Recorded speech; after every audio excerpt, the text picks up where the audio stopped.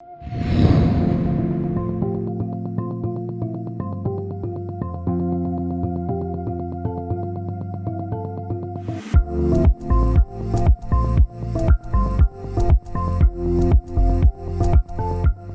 días, buenas tardes, buenas noches. Estamos aquí en nuestro tercer programa de Faltar Competencia y para el día de hoy vamos a discutir en específico cómo es que podemos evitar la creación de nuevas regulaciones, de regulaciones que sean innecesarias o que sean ilegales.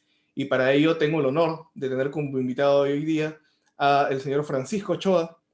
Francisco, ¿cómo estás? Muchas gracias por haber aceptado nuestra invitación. Y antes que nada, para empezar, me gustaría que de repente pudieses presentarte un poco para la gente que tal vez te esté escuchando por primera vez. Sí, Ernesto, muchas gracias por la invitación, a ti y a Cintia también. Miren, yo tengo la, la particularidad de trabajar en el sector público, supervisando las regulaciones de muchas entidades y también eh, trabajo en la docencia universitaria, eh, dictando cursos, promoviendo los contenidos sobre mejora regulatoria o reforma regulatoria también. Entonces, en la política pública, la mejora regulatoria, las herramientas regulatorias son temas que me interesan mucho.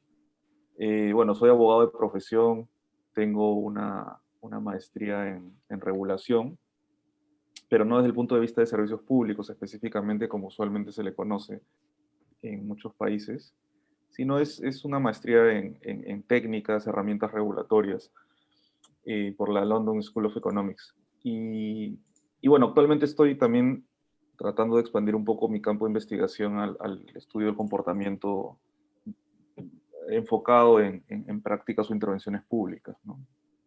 Estoy, de hecho, estudiando una maestría en ciencias cognitivas, por eso. Pero el campo en el que más he tenido experiencia profesional, de hecho, es el control de regulaciones, ¿no? A través de la Secretaría Técnica de la Comisión de Barreras Burocráticas o de Eliminación de Barreras, durante casi 10 años en el INDECOPI, y luego hace 3 años una experiencia de también el control de barreras, pero a nivel de las regiones, de los distritos que se encuentran fuera de Lima Metropolitana, ¿no? Entonces, hay mucho por qué conversar respecto del control de estas regulaciones. En el Perú nuestra legislación le llama barreras burocráticas, pero en verdad una palabra simple para hablar de las barreras tiene que ver con regulaciones administrativas que impactan en el mercado, ¿no? Pues quizás sería una frase que podría facilitar un poco la comprensión de qué es una barrera, ¿no? Perfecto, Francisco, muchas gracias. Y mira, si bien vamos a hablar de todo este tema de cómo evitar que se creen las regulaciones innecesarias, tenemos que tener en cuenta que a día de hoy ya existe muchísima regulación que podríamos calificar, ¿no? De injustificada, de ilegal, incluso de inconstitucional. Entonces, estando ya en este escenario, existen muchas personas, muchos empresarios o microempresarios que al querer entrar al mercado nacional se le ven impedidos o restringidos por estas regulaciones innecesarias. Entonces, un poco mi primera pregunta iría por el lado de cómo podrían quejarse, a dónde pueden ir estos empresarios o microempresarios que quieran empezar una empresa y sea la municipalidad o sea un ministerio, están evitando que puedan emprender. Sí, de hecho es una buena pregunta.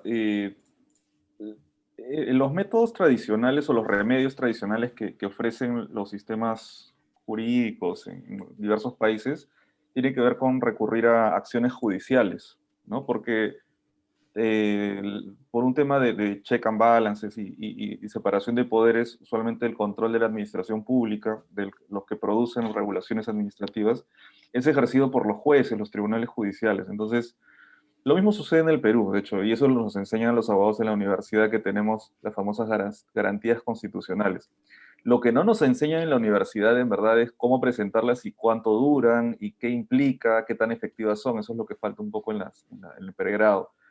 Y claro, lo que tenemos ahora, como que yo le llamo también mecanismos tradicionales de control regulatorio, son, en primer lugar, la acción de popular contra normas infralegales, reglamentos, decretos supremos, eh, la acción de inconstitucionalidad, ¿no? Que no la puede presentar cualquier persona, sino determinados agentes de la sociedad legitimados o un grupo de ciudadanos bastante considerable.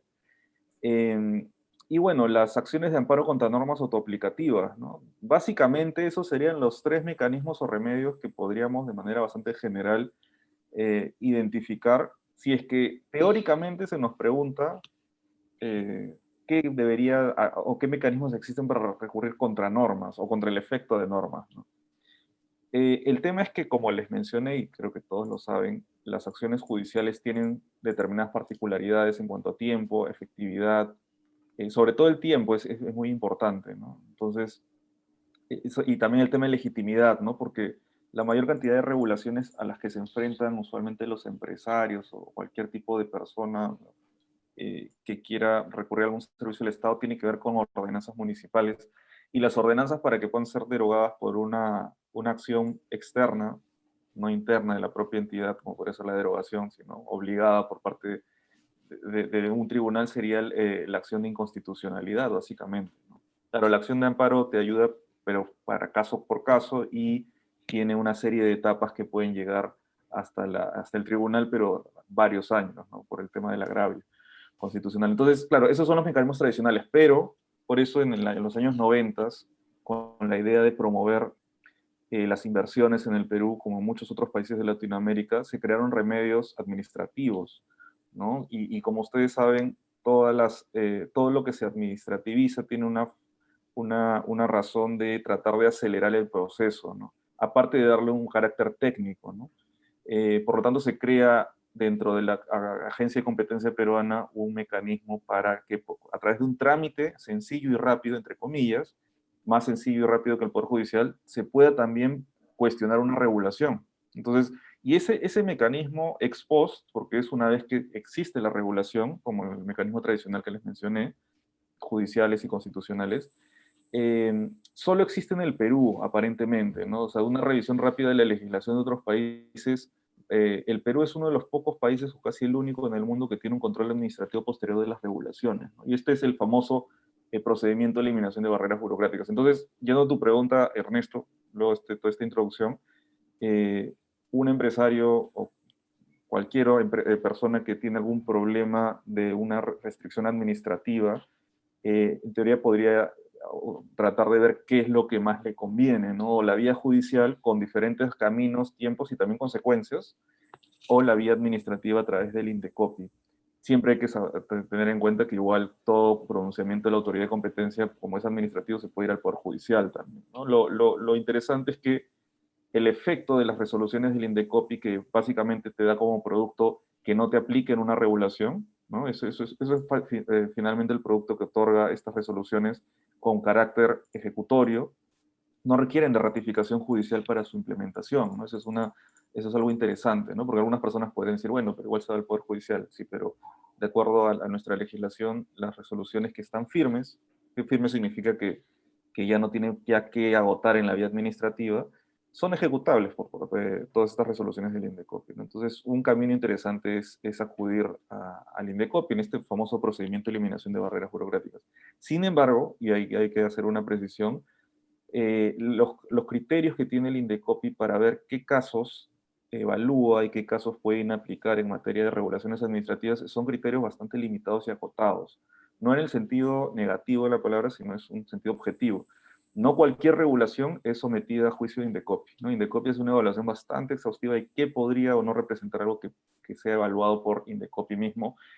Y la finalidad de esto, y esto a veces quizá por el sector privado no se ve de manera tan positiva, porque claro, uno como abogado llega a Indecopi con una expectativa y luego Indecopi le dice, esto no es barrera, ¿no? Entonces, de hecho, existen estadísticas que en los últimos años muchos casos se han presentado y han sido rechazados, y ahí habría que ver si es por un criterio cerrado de Indecopi o también por desconocimiento de los mismos abogados que presentan causas que no corresponden. Pero eso es un importante tema. No toda regulación administrativa puede ser evaluada por Indecopi. De hecho, el propio Indecopi tiene este criterio desde hace años, en verdad, de no considerar cualquier tipo de regulación barrera, ¿no? Entonces, por ejemplo, solo para dar un ejemplo para que se entienda bien, en algún momento hace como 3 años quizá, de hecho el caso tú lo conoces seguro, este, un estudio de abogados, de hecho presentó una denuncia porque a sus motorizados les imponían unas multas, ¿no? Y estas multas, esto es un caso que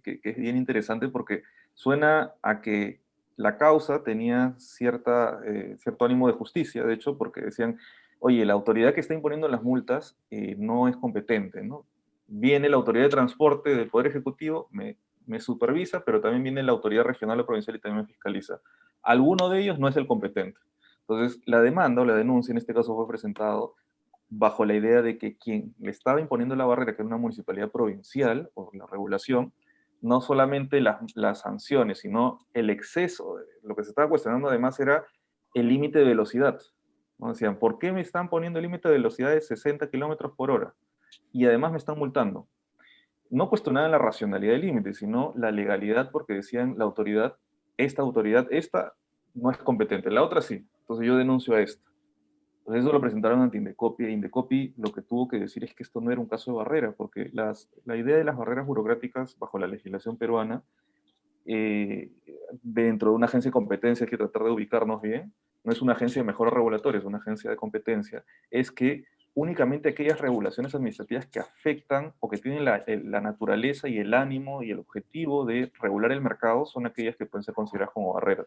Entonces, bajo esa lógica, las multas de tránsito o los límites de velocidad no están pensados en regular el mercado, están pensados en regular una actividad de conducción del vehículo. Tiene una finalidad completamente distinta, ¿no? Entonces, es un ejemplo de que quizá algunos casos no lleguen siempre a ser inaplicados, pero hay otros casos muy interesantes en donde sí el Indecopi ha podido permitir el acceso al mercado y la permanencia de agentes, las famosas restricciones de horario, solamente para poner un ejemplo de cómo no solamente estos procedimientos pueden favorecer a una empresa grande, sino a pequeñas empresas. En algún momento una municipalidad le puso un horario de funcionamiento restringido a una panadería, ¿no? O sea, claro, los casos de restricción de horario suelen asociarse a discotecas o bares, ¿no? Y a veces el impacto social de eso es un poco complicado de explicar y de sustentar, pero pensemos en este tipo de empresas como las panaderías, ¿no?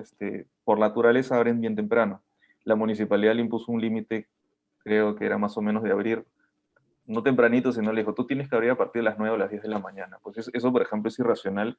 Y sí es una barrera, porque está pensado precisamente en regular una actividad económica, ¿no? Entonces, esos podrían ser ejemplos primero, de cómo, qué caminos puede tener un empresario, y segundo, qué es lo que acoge y no acoge Indecopi, ¿no? Y Francisco, en tu experiencia como secretario técnico, ¿el Indecopi únicamente, digamos, recibe estas denuncias de parte y emite un pronunciamiento? ¿O en tu experiencia crees que hay otras metodologías u otros métodos que pueden ser incluso más eficaces, ¿no? Para evitar la imposición de barreras burocráticas en el mercado? Sí, buena pregunta. De hecho, podría ser hasta diferentes caminos. Eso siempre hay que saberlo, ¿no?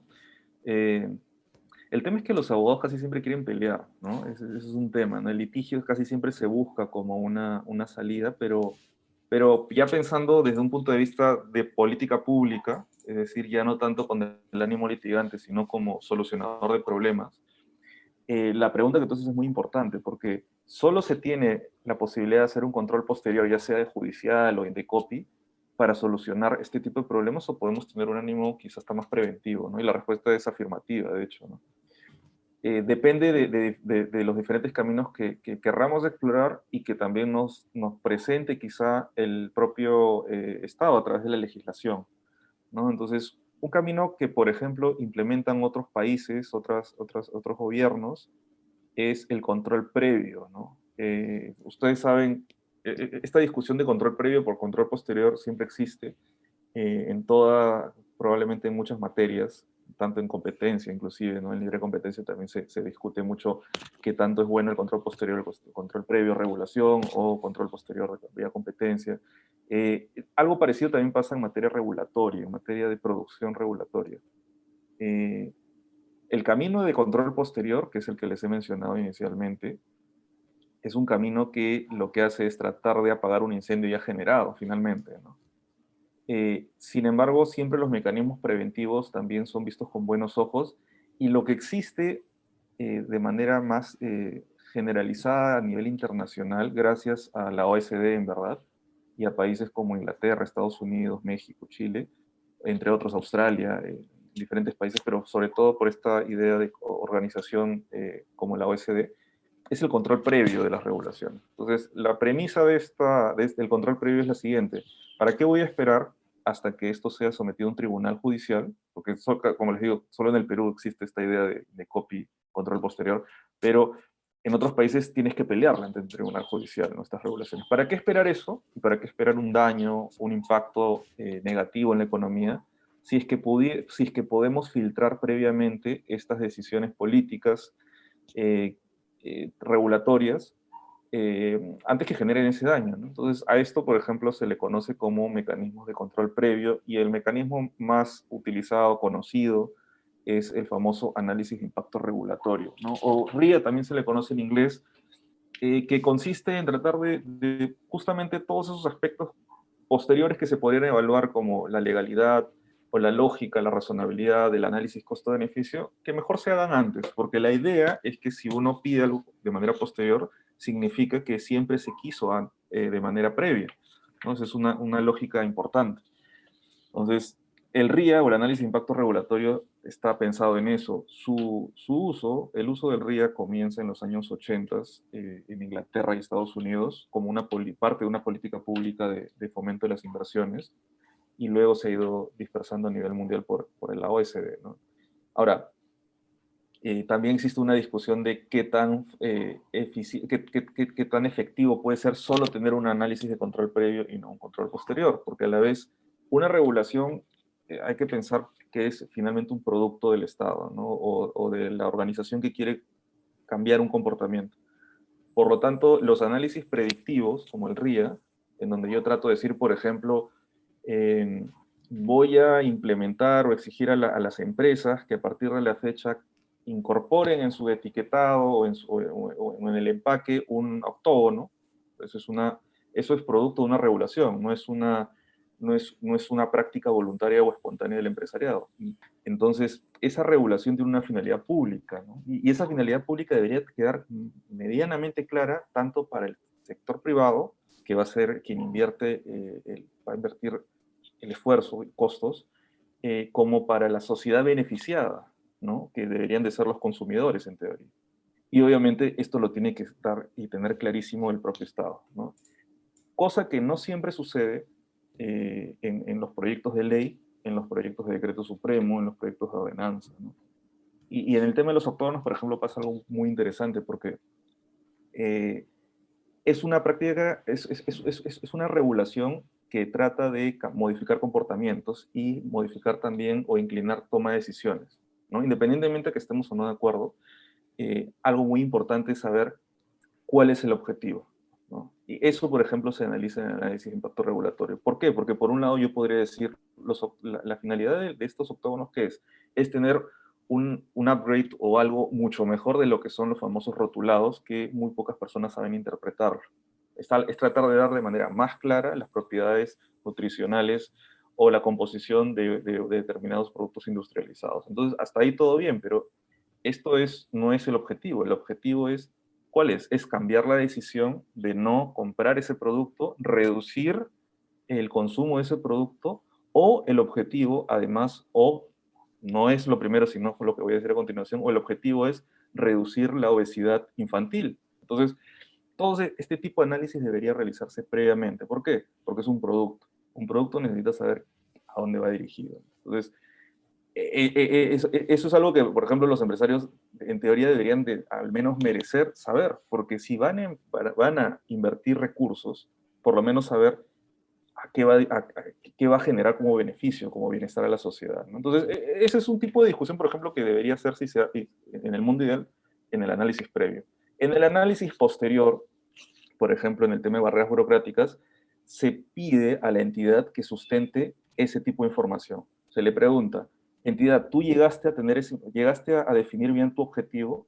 Yo les diría que casi en el 90% de los casos que han sido objeto de análisis de razonabilidad, las entidades públicas tienen mucha dificultad para poder sustentar esta parte, ¿no? Lo cual es extraño porque la idea de las regulaciones es, como les digo, generar bienestar. Pero ¿cómo puedes generar bienestar si no la tienes clara, básicamente?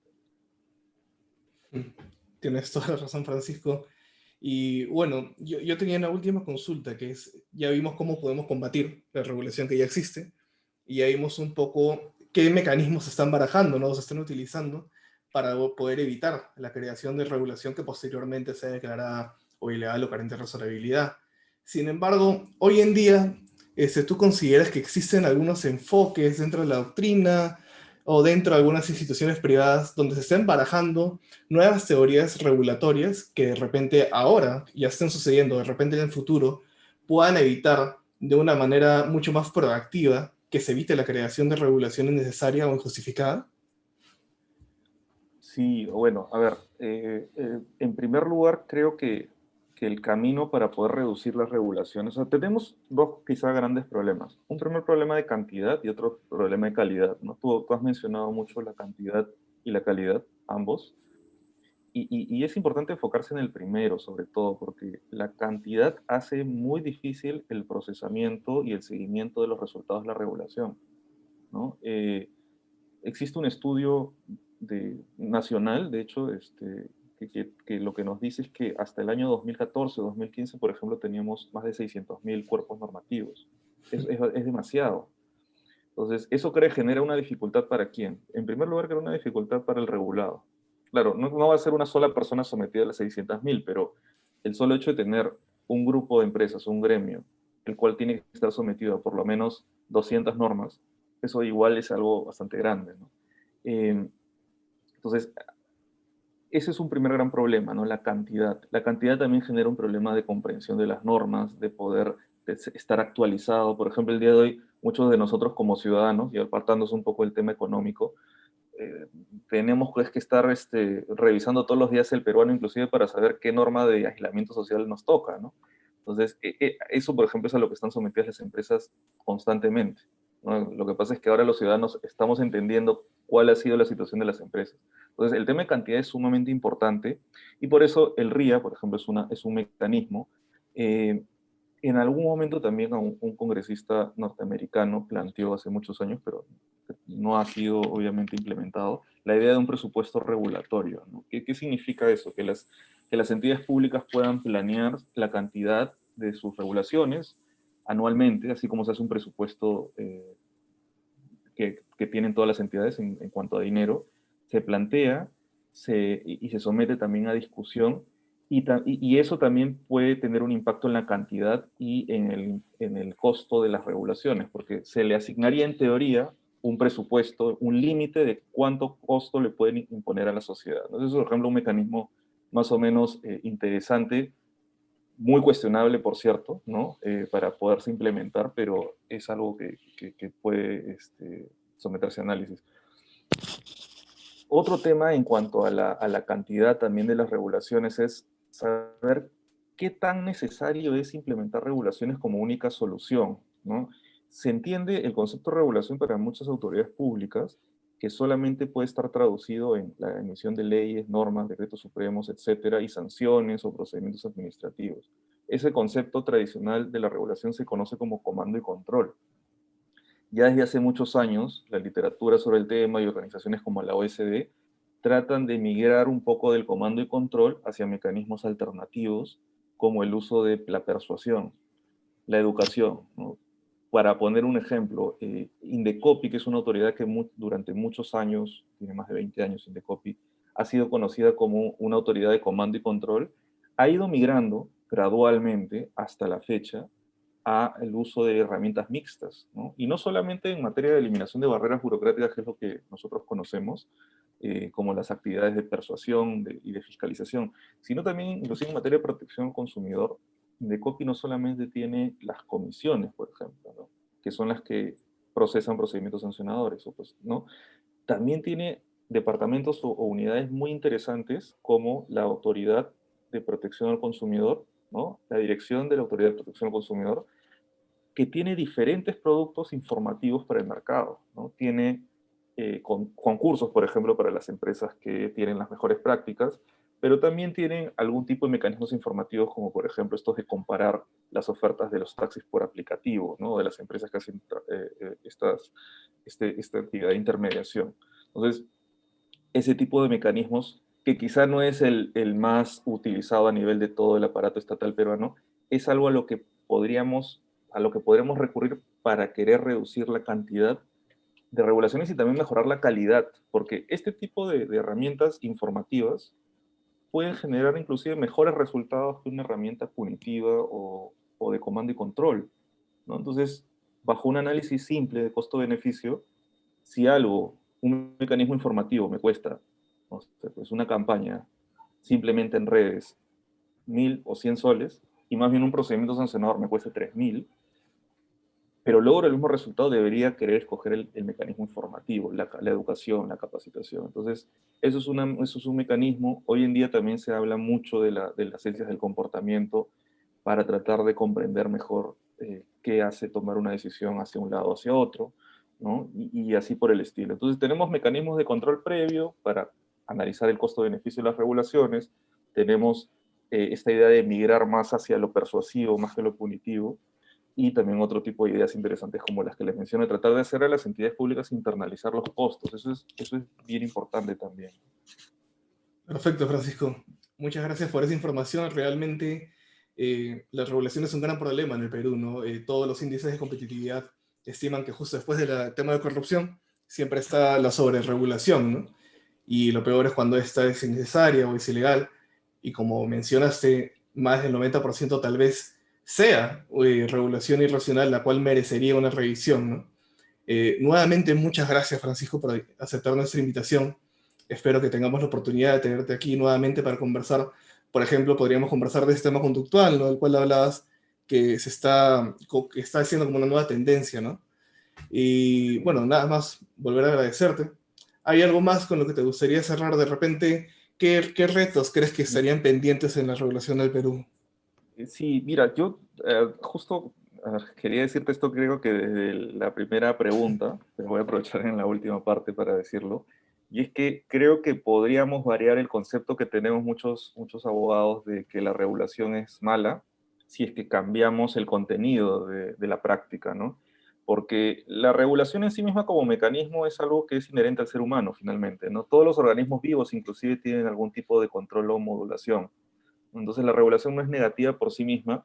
Lo que está mal es cuando se utiliza para fines innecesarios, ¿no? Para fines que a la larga no van a impactar positivamente o que impactando positivamente sus costos los superan, ¿no? Entonces, eso es lo que hay que tratar de combatir y reducir. Lo que tú has mencionado también es interesante, es que existen estudios inclusive que relacionan o correlacionan eh, países con índices altos de corrupción con la sobreregulación, ¿no? Esto es algo que es una hipótesis que todos por sentido común podríamos formarlo, pero también existen estudios al respecto. Es decir, sí existe data sobre el tema, porque es muy simple de entenderlo, ¿no? Una regulación muy rigurosa puede generar arreglos ilegales, finalmente para poderla superar, ¿no? Y finalmente lo que les quería decir es que algo que puede ayudar mucho a mejorar la regulación es tratar de educar al servidor público, inclusive antes que entre al servicio público, ¿no? Creo que algo que no se entiende muy bien, que es un tema de derecho constitucional, es el principio de libertad, ¿no? Enfocado en la iniciativa privada. La regla general, según nuestro régimen constitucional, es poder realizar cualquier actividad económica de nuestra preferencia. La excepción a la regla es restringirla, ¿no? Entonces, acá, por ejemplo, existe una especie de subsidiariedad de materia regulatoria que establece nuestro régimen constitucional. Muchas veces se piensa que la subsidiariedad es solamente en materia empresarial, pero existe literatura, existe inclusive jurisprudencia en donde se desarrollan estos conceptos, y si esto lo entendieran bien los funcionarios públicos que están a cargo de crear normas, probablemente tendrían un poco más de reparos para generar por defecto mucha regulación, y hay que ver la regulación comando y control, no toda regulación, pero la comando y control sobre todo, que es la que más abunda, como una excepción a la regla, es decir, no recurrir siempre a esta, sino tratar de recurrir primero a lo persuasivo, a lo que no restringe libertades, ¿no? Eso es finalmente lo que les quería decir. Excelente, Francisco. Por última vez, muchas gracias. Y también muchas gracias a ustedes que nos ven. Y tengan muy buenos días, tardes o noches. Nos vemos en el siguiente podcast.